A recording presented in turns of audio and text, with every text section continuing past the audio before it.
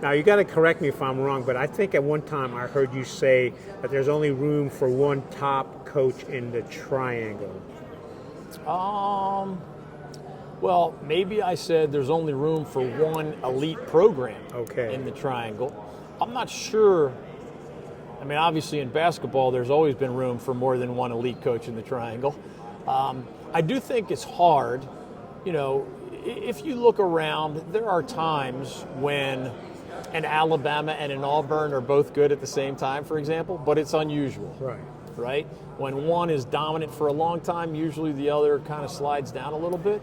So it's not quite what they call the zero-sum game that we learned, you know, in econ class or whatever.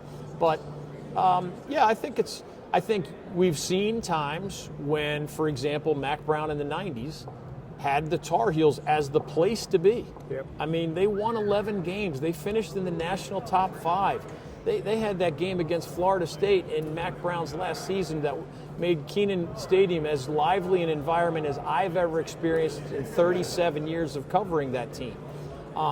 There were some high peaks for UNC football, and you know, part of that same era, Wake wasn't very good, Duke wasn't very good, and for part of that time, State wasn't very good.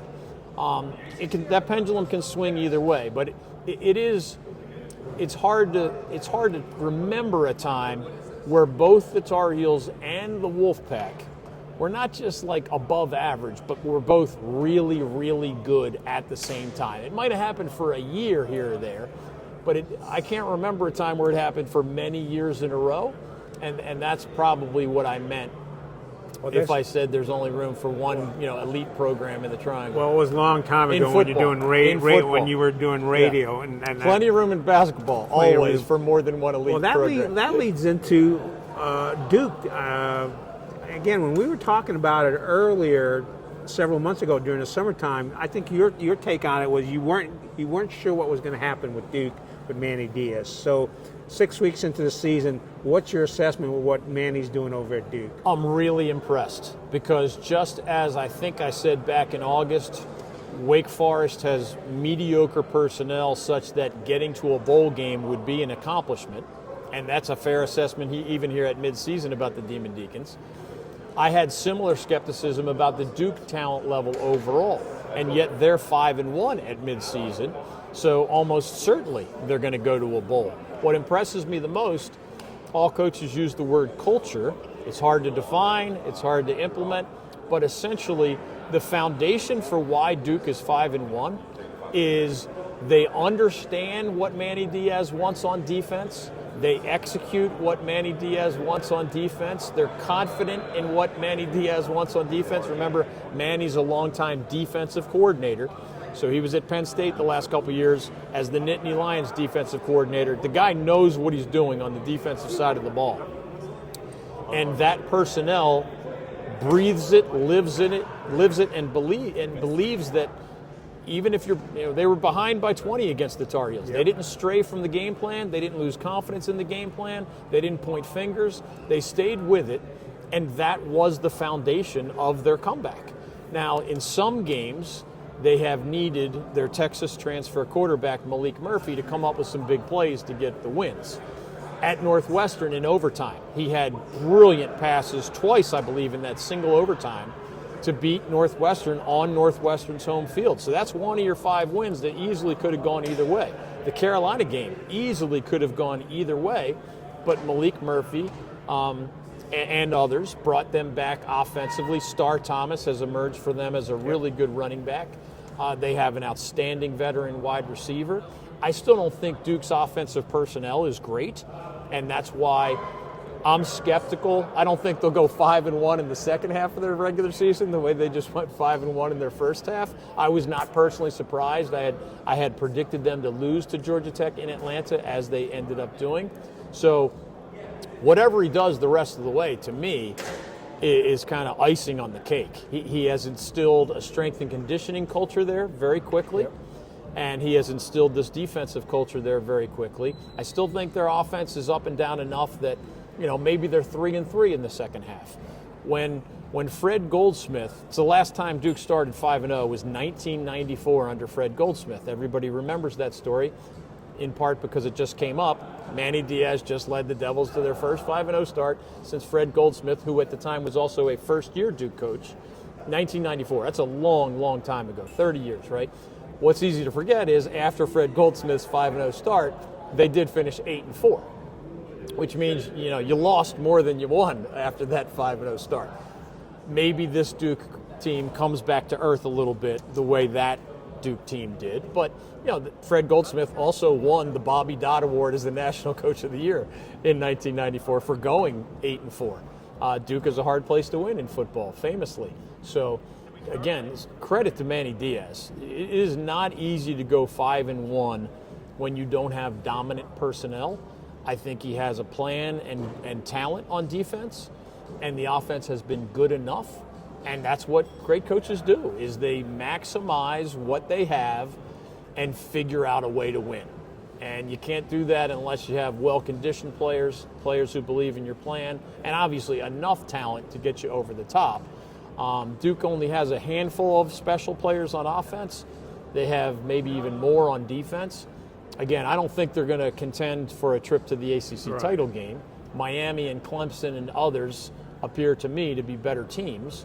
But getting to a bowl back in August was a realistic goal for Duke. If they get to 8-4 or something better than that, that's when Manny Diaz becomes an ACC Coach of the Year candidate. They're playing Florida State. Florida State's coming up here on next Friday night. What's your quick assessment about that before we just talk about the rest of the college teams at North Carolina? Yeah, the Seminoles are not great. I mean, obviously their record reflects their struggles.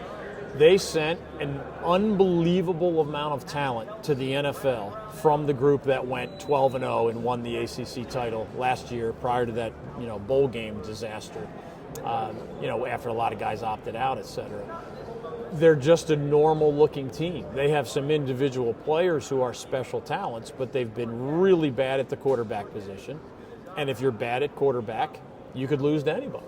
DJ Uiagalelei, the former Clemson quarterback, had a good year at Oregon State last year. Not a good year for Florida State. Barely completing more than half your passes. Seems very inconsistent. Which at the college level is a nightmarish number. And there's not really a backup who's ready to be great yet. But everything's just a step down. Florida State had a couple of wide receivers last year that are now in the NFL. They don't have anybody anywhere near that level of dominance right now. Running back the same way. Some of the players on the defensive front are gone. Braden Fisk, defensive tackle, NFL. Jared Verse, defensive end, NFL. And that list goes on. So it was an unusually large exodus of NFL caliber talent from that Florida State team. I think I, along with many others, just underestimated the impact of that NFL exodus. There are a handful of programs that can lose all that NFL talent and just churn out the next group. Like Kirby Smart can do it at Georgia. Nick Saban did it at Alabama for a long time. It's a really short list. And Mike Norvell, who deserves credit for re-energizing Florida State football over these last 2 seasons, he clearly has not, just stacked layers of talent the way Georgia and Alabama and Ohio State and a pretty small number of others have been able to do.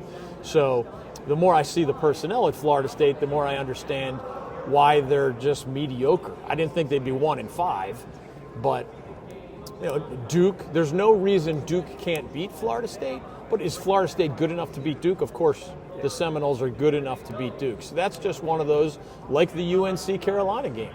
The UNC Duke game. It could have gone either way, as the 21-20 final score indicates. A lot of these games are the razor-thin margin for error, right? So I actually think FSU Duke this year, unlike most years in football, is a toss-up game. But it would be a nice feather in Manny Diaz's cap if he can take out his own alma mater, which is the place that he gives credit for, learning the game of football through a coach's eyes, because he worked with, Bobby Bowden and Chuck Amato and Mickey Andrews and that legendary coaching staff, Mark Richt. All those guys were at FSU at the same time. Manny was a young up-and-coming coach or grad assistant. So he reveres that time in Tallahassee as a student, as a grad assistant, et cetera. That got him his start in this coaching industry. But he knows that Florida State, has enough talent to win some games. So you're going to have to play well to beat the Seminoles. Right. We can either wrap it up here because we're at 30 minutes, or if you want, we can finish up with the. Yeah, go ahead. Okay.